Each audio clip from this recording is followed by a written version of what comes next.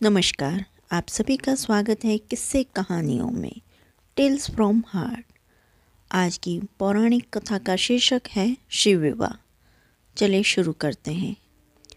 सती के विरह में शंकर जी की दयनीय दशा हो गई। वे हर पल सती का ही ध्यान करते रहते और उन्हीं की चर्चा में व्यस्त रहते। उधर सती ने भी शरीर का त्याग करते समय संकल्प किया था कि मैं राजा हिमालय के यहाँ जन्म लेकर शंकर जी की अर्धांगिनी बनूं। अब जगदम्बा का संकल्प व्यर्थ होने से तो रहा। वे उचित समय पर राजा हिमालय की पत्नी मेनका के गर्भ में प्रविष्ट होकर उनकी कोख में से प्रकट हुई। पर्वतराज की पुत्री होने के कारण वे पार्वती कहलाईं। जब पार्वती बड़ी होकर सयानी हुई तो उनके माता पिता को अच्छा वर तलाश करने की चिंता सताने लगी। एक दिन अचानक देवर्षि नारद राजा हिमालय के महल में आ पहुँचे और पार्वती को देख कहने लगे कि इसका विवाह शंकर जी के साथ होना चाहिए और वे ही सभी दृष्टि से इसके योग्य हैं। पार्वती के माता पिता के आनंद का यह जानकर ठिकाना न रहा कि साक्षात जगन माता सती ही उनके यहाँ प्रकट हुई हैं। वे मन ही मन भाग्य को सराहने लगे। एक दिन अचानक भगवान शंकर सती के विरह में घूमते घूमते उसी प्रदेश में जा पहुँचे और पास ही के स्थान गंगा उत्तरण में तपस्या करने लगे।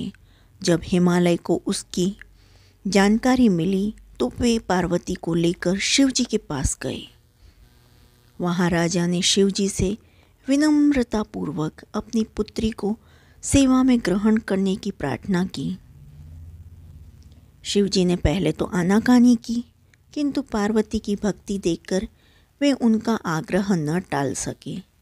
शिव जी से अनुमति मिलने के बाद तो पार्वती प्रतिदिन अपनी सखियों को साथ ले उनकी सेवा करने लगी।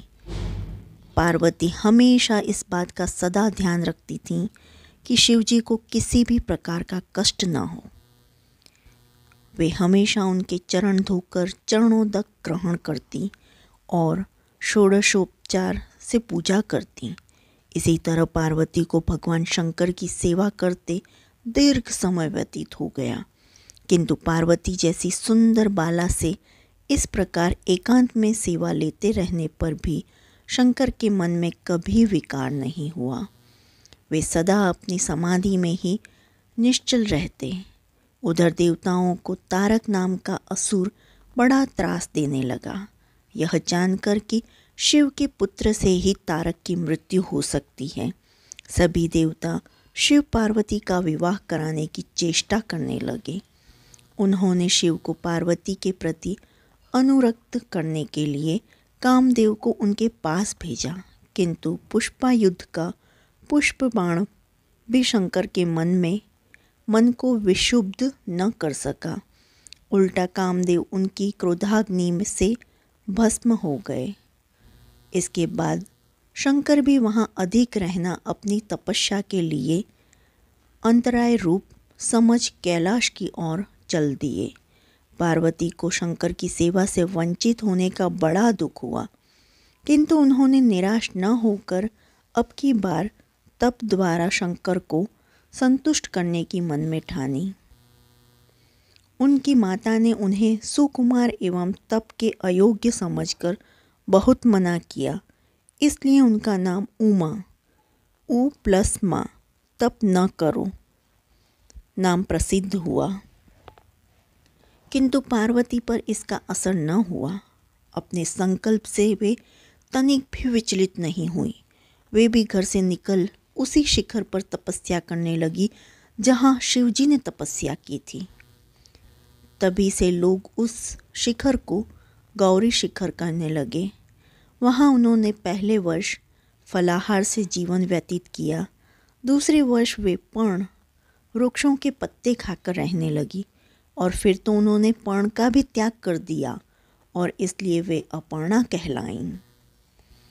इस प्रकार पार्वती ने 3000 वर्ष तक तपस्या की। उनकी कठोर तपस्या को देख ऋषि मुनि भी दंग रह गए। अंत में भगवान आशुतोष का आसन हिला। उन्होंने पार्वती की परीक्षा के लिए पहले सप्तऋषियों को भेजा और पीछे स्वयं वटु वेश धारण कर पार्वती की परीक्षा के निमित्त प्रस्थान किया।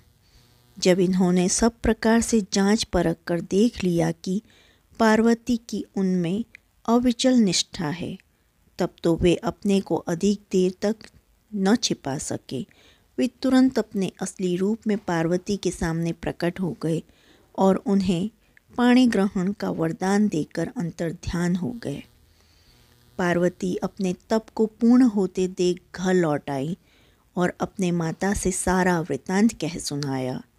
अपनी दुलारी पुत्री की कठोर तपस्या को फलीभूत होता देखकर माता पिता के आनंद का ठिकाना नहीं रहा।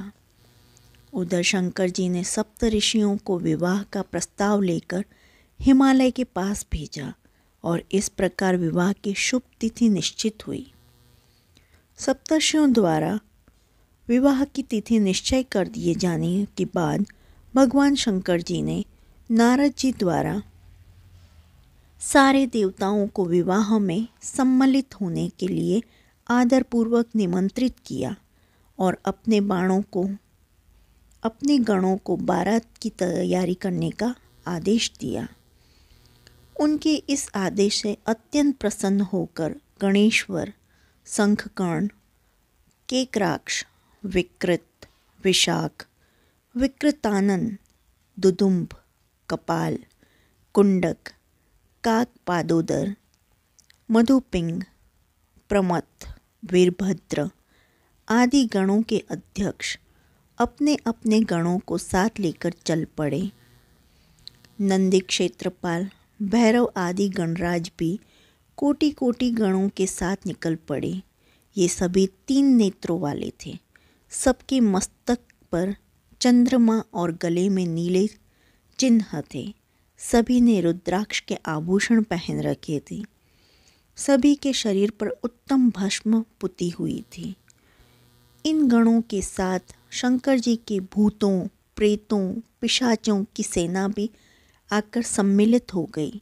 इनमें डाकनी, शाकनी, यातुधान, वेताल, ब्रह्म राक्षस आदि भी शामिल थे। इन सभी के रूप रंग, आकार प्रकार, चेष्टाएं, वेशभूषा, हाव भाव आदि सभी कुछ अत्यंत विचित्र थे। किसी के मुख ही नहीं था और किसी के बहुत से मुख थे। कोई बिना हाथ पैर के ही था तो कोई बहुत से हाथ पैरों वाला था। किसी के बहुत सी आँखें थी और किसी के पास एक भी आँख नहीं थी। किसी का मुख गधे की तरह, किसी का सियार की तरह, किसी के कुत्ते की तरह था। उन सब ने अपने अंगों में ताज़ा खून लगा रखा था। कोई अत्यंत पवित्र और कोई अत्यंत विभत्स तथा अपवित्र गणवेश धारण किए हुए थे। उनके आभूषण बड़े ही डरावने थे। उन्होंने हाथ पैर में नर कपाल ले रखा था। वे सब के सब तरंग में मस्त होकर नाचते गाते और मौज उड़ाते हुए महादेव शंकर जी के चारों ओर एकत्रित हो गए। चंडी देवी बड़ी प्रसन्नता के साथ उत्सव मनाती हुई भगवान रुद्रदेव की बहन बनकर वहां आ पहुंची। उन्होंने सर्पों के आभूषण पहन रखे थे। वे प्रेत पर बैठकर अपने मस्तक पर सोने का कलश धारण किए हुए थी। धीरे धीरे वहां सारे देवता भी एकत्र हो गए। उस देव मंडली के बीच में भगवान श्री विष्णु गरुड़ पर विराजमान थे। पितामह ब्रह्मा जी भी उनके पास में मूर्तिमान वेदों, शास्त्रों, पुराणों, आगमों, सनकाद, महासिद्धों, प्रजापतियों, पुत्रों तथा कई परिजनों के साथ उपस्थित थे। देवराज इंद्र भी कई आभूषण पहन अपने ऐरावत गज पर बैठ वहां पहुँचे। सभी प्रमुख ऋषि भी वहां आ गए।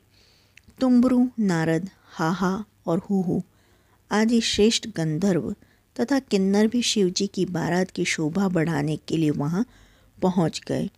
इनके साथ ही सभी जगन माताएं, देव कन्याएं, देवियां तथा पवित्र देवांगनाएं भी वहां आ गईं। इन सभी के वहां मिलने के बाद भगवान शंकर जी अपने स्फटिक जैसे उज्जवल सुंदर वृषभ पर सवार हुए। दूल्हे के वेश में शिवजी की शोभा निराली ही छटक रही थी।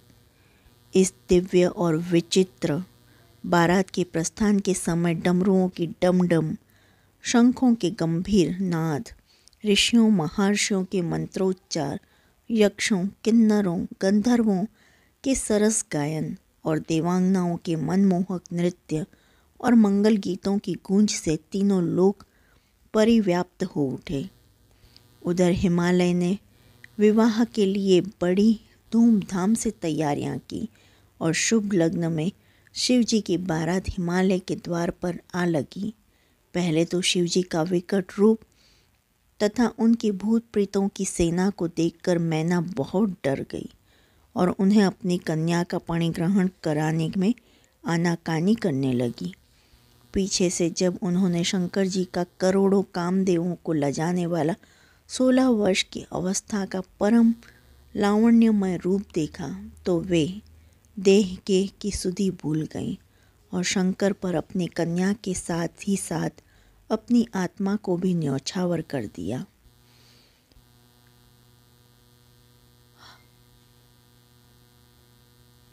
हर गौरी का विवाह आनंद पूर्वक संपन्न हुआ। हिमाचल ने कन्या दान किया। विष्णु भगवान तथा अन्यान्य देव और देव रमणियों ने नाना प्रकार के उपहार भेंट किए। ब्रह्मा जी ने वेदोक्त रीति से विवाह करवाया। सब लोग अमित उत्साह से भरे अपने अपने स्थानों पर लौट गए। जो आपको शिव जी की विवाह की ये कहानी कैसी लगी, जो अच्छी लगी हो तो कमेंट बॉक्स में बताइएगा। Please like, share and subscribe. देखने के लिए धन्यवाद। जय हिंद, जय भारत।